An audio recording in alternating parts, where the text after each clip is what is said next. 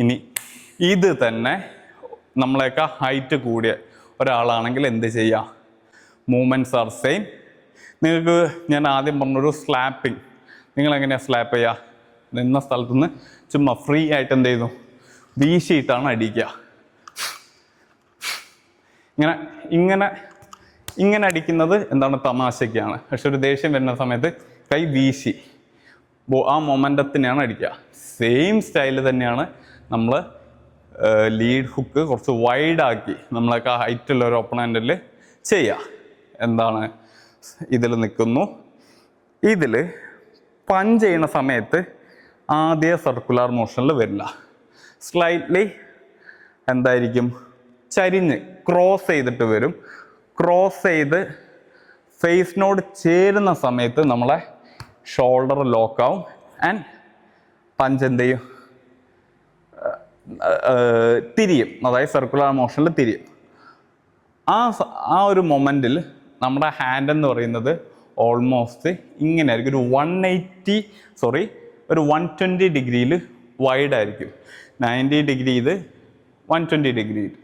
അപ്പം അത്തരത്തിലാണ് നമ്മളെയൊക്കെ ഹൈറ്റുള്ള ഒരാളെ നമുക്ക് ലീഡ് ഹുക്ക് ചെയ്യാൻ സാധിക്കുക.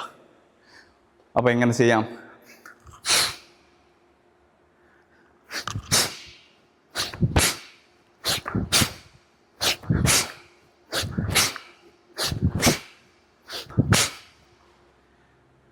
ഇത്തരത്തിലാണ് നമ്മളെയൊക്കെ ഹൈറ്റുള്ള ഒരാളെ ലീഡ് ഹുക്ക് ചെയ്യുക. ആൻഡ് ഇത് തന്നെ നിന്നിട്ട് തന്നെ ചെയ്യണം. നമുക്ക് ബോക്സിംഗ് എന്ന് പറയുന്നത് ഒരുപാട് സ്റ്റൈലുണ്ട്. അതിൽ മെയിനായിട്ട് നമ്മളിപ്പം കണ്ടുവരുന്ന 2 സ്റ്റൈൽ എന്ന് പറയുന്നത് ഒരു അമേരിക്കൻ സ്റ്റൈലും ഒരു സോവിയറ്റ് സ്റ്റൈലും.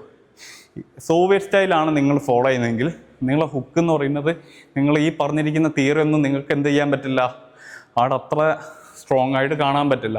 90 ഡിഗ്രി ഷോൾഡർ, ഇവിടെ 90 ഡിഗ്രി. കാരണം അവരെ പഞ്ചെന്ന് പറയുന്നത് ബോഡി ഫുട് വർക്കിനാണ് അവർ കൂടുതൽ ഇമ്പോർട്ടൻസ്. അതിൽ പഞ്ചിന് പവർ കുറവായിരിക്കും. പക്ഷേ ബോക്സിങ്ങിൽ പഞ്ച് നോക്കൗട്ട് എന്നത് മാത്രമല്ല, ഷാർപ്പായിട്ട് എവിടെ ഹിറ്റ് ചെയ്യുക, നിങ്ങൾക്ക് കിട്ടുന്ന ഓപ്പർച്യൂണിറ്റി മാക്സിമം യൂസ് ചെയ്യുക എന്നുള്ളതാണ്. അപ്പോൾ നിങ്ങളെന്താണ് ആ ഒരു സ്റ്റൈലിൽ ഈ പറഞ്ഞിരിക്കുന്ന അതായത് സോവിയറ്റ് സ്റ്റൈലിൽ ഞാൻ നിങ്ങൾക്ക് ഇപ്പോൾ പറഞ്ഞു തന്നിരിക്കുന്ന മെത്തേഡ് ആയിരിക്കില്ല അവർ ഫോളോ ചെയ്യുക. അതിൽ നിങ്ങളുടെ ഈ ഒരു മൂവ്മെൻറ്റിലാണ് നിങ്ങൾക്ക്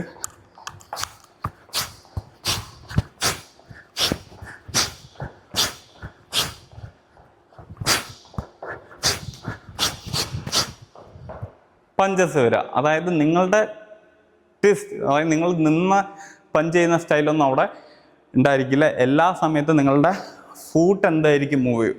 ആ ഫൂട്ടിൽ നിന്നാണ് നിങ്ങൾക്ക് എന്താ ചെയ്യുക? പഞ്ച് നിങ്ങൾ ചെയ്യുക. അവിടുത്തെ നെഗറ്റീവ് വശം എന്ന് പറയുന്നത് പഞ്ചിന് പവർ കമ്പാരിറ്റീവ്ലി ഒരിത്തിരി കുറവായിരിക്കും. എന്നാൽ പഞ്ച് കിട്ടേണ്ട സ്ഥലത്ത് കിട്ടിയാൽ അതിന് ഇമ്പാക്റ്റ് ഉണ്ടായിരിക്കും.